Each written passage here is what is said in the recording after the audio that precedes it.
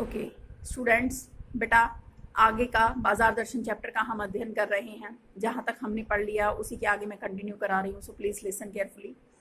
लेखक कहना चाहते हैं जैनेंद्र कुमार कि कैसे बाजार का जादू है जो है वो हमें प्रभावित करता है।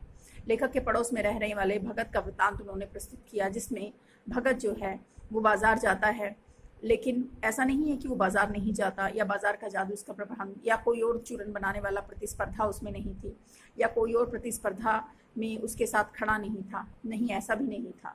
प्रतिस्पर्धा में और चूरन वाले भी थे, लेकिन वह बड़ा ही संयमी था, और इतना संयमी कि वह केवल और केवल 6 आने ही कमाता था चूरन बेचकर, क्योंकि वह संतुष्ट था।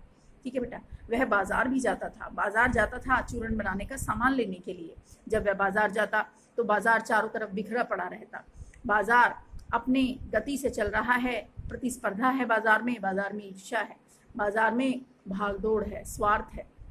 लेकिन भगत जो है वह बाजार में भी केवल और केवल आवश्यकता का सामान लेने के लिए जीरा, नमक, मिर्च आदि जो उसे चूरन बनाने के लिए चाहिए वही लेने के लिए वह बाजार जाता है। सीधा पंसारी की दुकान पर, और पंसारी की दुकान से सामान खरीद कर वापस सीधे अपने घर की तरफ आता है। ऐसा नहीं है कि वह आंखें मूंद कर जाता है। इसका मतलब लेखक यह भी बताना चाहते हैं आंखें मूंद नहीं सकता। क्यों नहीं सकता? ऐसा नहीं कि हम आंखें बंद कर लें, सारा संसारिक विषय वस्तुओं को देखने के बाद हमने आंखें बंद कर ली और ये कह दिया कि हम अब लोभी नहीं हैं, हमने कुछ नहीं देखा या अब हमारे अंदर कोई मोह नहीं है। ऐसा नहीं है। लेखक यह भी कहना चाहते हैं कि आंखें बंद कर लेने से इंसान अंधा नहीं हो जाता। सब कुछ देखने के बाद आंखें फोड़ डालो, आंखें बंद कर डालो तो यह गलत होगा। क्यों? क्योंकि लोभ तो कहीं ना कहीं मन में घर कर चुका है, कहीं ना कहीं मन में लालसा तो पैदा हो गई है। ये कोई योग नहीं है, बल्कि ये तो हठ योग है। इसका मतलब लेखक कहते हैं हठ योग भी नहीं, बल्कि इसमें तो हठ ही हठ है। क्योंकि ज़बरदस्ती अपनी आंखें बंद करके अगर हम ये कहें कि हमने कुछ नहीं देखा या हमारे अंदर कोई इच्छा, कोई लालसा नहीं है, अपने मन को ज़बरदस्ती नियंत्रित करके, तो ये तो गलत ही होगा। क्यों? क्योंकि मन को काबू में नहीं कर सकता इंसान। मन है तो मन में चाह भी होगी। समझ आया बेटा? क्यों? क्योंकि मन जो है वो इंसान को ही मिला है, किसी अन्य को नहीं मिला। ठीक है बेटा? और इंसान शून्य नहीं है, क्योंकि मन का खाली होना भी गलत होगा, क्योंकि मन खाली हो नहीं सकता। क्योंकि ऐसा कोई इंसान धरती पर नहीं है बेटा जिसका मन खाली हो। क्यों? क्योंकि कहीं ना कहीं मन है तो मन में इच्छा भी होगी, और इच्छा होगी तो कहीं ना कहीं वह इंसान जो है उसे पाने के लिए, पूरा करने के लिए कार्य भी करेगा। ठीक है? लेकिन लेखक कहते हैं कि मन खाली हो गया तो वह तो शून्य ही ना हो जाएगा। शून्य तो केवल और केवल परमात्मा ही हो सकता है। क्यों? क्योंकि परमात्मा ही है जो अपने आप में संपूर्ण है। ठीक है बेटा? परमात्मा ही है जो शून्य है। समझ आया बच्चे? लेखक कहना चाहते हैं कि परमात्मा के अलावा संसार में कोई भी संपूर्ण नहीं है। इंसान है तो अधूरा है। अधूरा क्यों है? क्योंकि इंसान में चाह है, इच्छा है। ठीक है बेटा? आगे बढ़ने की निरंतर प्रतिस्पर्धा है। लेखक साथ ही यह भी बताते हैं कि वह भगत बाजार जाते हैं तो बाजार में सब कुछ बिखरा रहता है। ऐसा नहीं है कि वो आंखें बंद करके चल रहे हैं, बल्कि वो सब कुछ देख रहे हैं, सबको मानो अपना आशीर्वाद दे रहे हैं। सब कुछ देखते हुए वह बाजार के बीचों बीच चौक से गुजर जाते हैं। पैसा भी उनके सामने बिखरा का बिखरा, पसरा का पसरा रहता है। वह भी मानो उनके सामने भीख मांग रहा है, कह रहा है बाजार कि हम मुझे खरीदो, एक तरफ बार मेरी तरफ तो देखो। और वो देखते चले जाते हैं मानो सबको आशीर्वाद दे रहे हैं। उनके मन में कोई प्रतिस्पर्धा नहीं है। बड़ी बड़ी दुकानें हैं, लोग आदर भाव से उनके सामने नतमस्तक होते हैं। वे सबका सम्मान लेते हुए लगातार बाजार के बीचों बीच से गुजर जाते हैं, लेकिन लेते केवल और केवल आवश्यकता की वस्तुएं ही हैं जिसकी उन्हें ज़रूरत होती है। वो उस पंसारी की दुकान से अपनी आवश्यकता की वस्तु खरीदते हैं और सीधे निकल जाते हैं।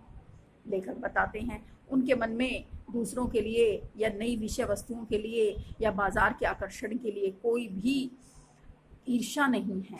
ठीक है बेटा? वह सभी को समान भाव से देखते हैं। लेखक कहते हैं क्या वह व्यक्ति नहीं है? उसके सामने क्या पैसा फैला का फैला नहीं रह जाता, बिखरा का बिखरा नहीं? क्या पैसा भी उसके सामने घुटने नहीं टेकता? इसका तात्पर्य लेखक कहना चाहते हैं अगर मन में संयम है और मन में लक्ष्य है, मन लक्ष्य से भरा है, क्योंकि मन खाली तो हो नहीं सकता। लेकिन अगर बाजार जाओ तो मन में लक्ष्य लेकर जाओ। लक्ष्य लेकर जाओ मतलब मन में आवश्यकता लेकर जाओ कि हमें खरीदना क्या है। अगर हमारा मन भरा होगा तो हमें बाजार जो है वह केवल और केवल अपनी आवश्यकता की पूर्ति का साधन ही लगेगा। हमें लगेगा कि बाजार जाकर हमने बाजार को सार्थकता दी है। क्यों दी है? क्योंकि हमने बाजार से आवश्यक वस्तुएं ही खरीदी हैं। लेखक बताना चाहते हैं कि कई बार क्या होता है कि हम दूसरों की चीज़ों को देखकर अपने अंदर कृतघ्नता पैदा करते हैं। लेखक ने इसी का उदाहरण दिया है एक कथन के माध्यम से। लेखक कहते हैं कि आप बाजार के बीचों बीच सड़क पर लगातार चले जा रहे हैं, अचानक से कोई गाड़ी आपके सामने से गुजर जाती है। आप पर धूल उड़ाती हुई वह गाड़ी क्या गुजरी आपको मानो आईना दिखा गई हो। वो मानो आपको कह रही हो कि देखो मैं गाड़ी हूँ और तुम मुझे खरीद नहीं सकते। इसका मतलब उस समय व्यक्ति जो है वह लगातार यही मन में सोचता रहता है। उस समय उसके अंदर एक हीन भावना पैदा हो जाती है और वह सोचता है काश मैं भी इस गाड़ी वाले के यहाँ पैदा होता, काश मेरी भी पास भी गाड़ियाँ होती। समझ आया बेटा? लेखक कहते हैं ऐसे में वह उसके अंदर तरह तरह की भावनाएं आने लगती हैं। वह सोचता है कि क्यों ना मैं ऐसे माँ बाप के घर जन्मा जहाँ मुझे भी गाड़ियाँ मिल जाती, जहाँ मैं भी गाड़ी में बैठता। ऐसे में लेखक कहते हैं ऐसे में उस समय हम अपनों ही के प्रति ही कृतघ्न हो जाते हैं, अर्थात हमारे अपनों ने जो हमें दिया है उसके प्रति ही हमारे मन में कृतघ्नता आ जाती है। हम सोचने लगते हैं, यानी अपनों के प्रति ही यह पैसा, यह बाजार, यह बाहरी आकर्षण, ठीक है बेटा, यह हमें अपनों के प्रति ही कृतघ्न बना देता है। हम यह नहीं सोचते कि हमें बहुत कुछ मिला है, अभी तो हम यह सोचने लगते हैं कि हमें ये सब चीज़ें नहीं मिली।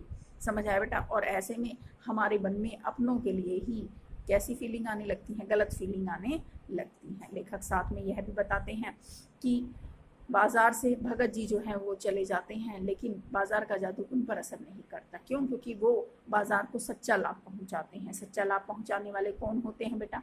ऐसे लोग जिन्हें पता होता है कि उन्हें बाजार से खरीदना क्या है, उन्हें बाजार से कौन सी वस्तु लेनी है और कौन सी वस्तु उनके उपयोग की है। ऐसे में वे बाजार जाते हैं और केवल उपयोग की वस्तु लाते हैं। इससे बाजार को भी सार्थकता मिलती है, बाजार भी कृतज्ञ हो जाता है। क्यों? क्योंकि बाजार को जो लाभ मिलेगा वह सच्चा लाभ मिलेगा। ठीक है बेटा? लेकिन अगर हमें पता ना हो और हम बिना मकसद के, बिना आवश्यकता के ही बाजार चले जाएं और ऐसी वैसी चीज़ें खरीद लें, तो नॉर्मल सी बात है बेटा, यह बाजार में केवल और केवल महंगाई को बढ़ावा देता है। ठीक है बेटा? बाजार में प्रतिस्पर्धा को बढ़ावा देता है, बाजार में किसको? ईर्ष्या को बढ़ावा देता है, भेदभाव को बढ़ावा देता है, अमीर गरीब को बढ़ावा देता है। ठीक है बेटा? लेखक कहना चाहते हैं कि बाजार जो है वह भाई को भाई से अलग कर रहा है। इसका मतलब क्या है? एक खरीद लेता है तो दूसरे के मन में कहीं ना कहीं इच्छा शेष रह जाती है और वह उसे पाने के लिए हर तरह की प्रतिस्पर्धा में उतर जाता है।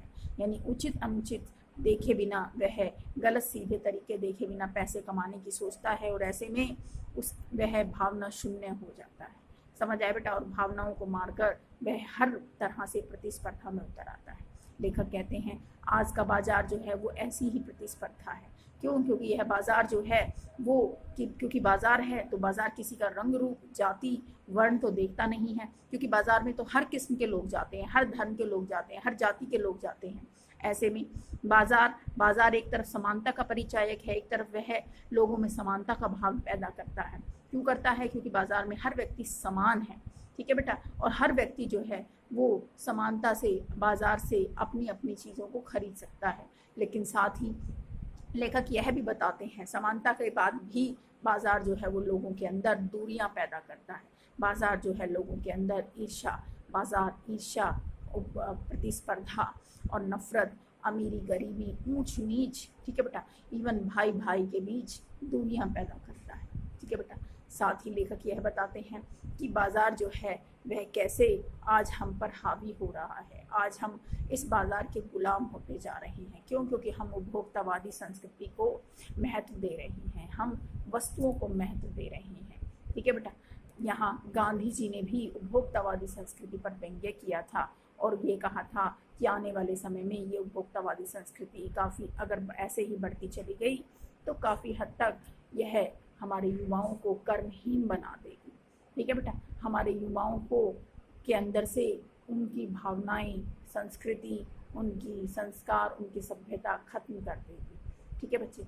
लेखक कहते हैं कि इंसान जो है वह बाजार के आकर्षण में ना आकर केवल और केवल आवश्यकता संबंधी वस्तुएं ही खरीदे, ताकि बाजार में महंगाई भी ना हो, क्योंकि महंगाई बढ़ाने वाले भी हम ही हैं, क्योंकि हम वस्तुओं का उपभोग करते हैं और ऐसी वस्तुएं उपभोग में लाते हैं जो समाज में हमें प्रतिष्ठा कायम करा सके, जिसकी इस्तेमाल या उपयोग, समझ आया बेटा, हमें भले ही ना हो, लेकिन हाँ समाज में हमारी प्रतिष्ठा, ओहदा, समझ आया बेटा, और हमारी हैसियत जो है वो बनी रही। धन्यवाद।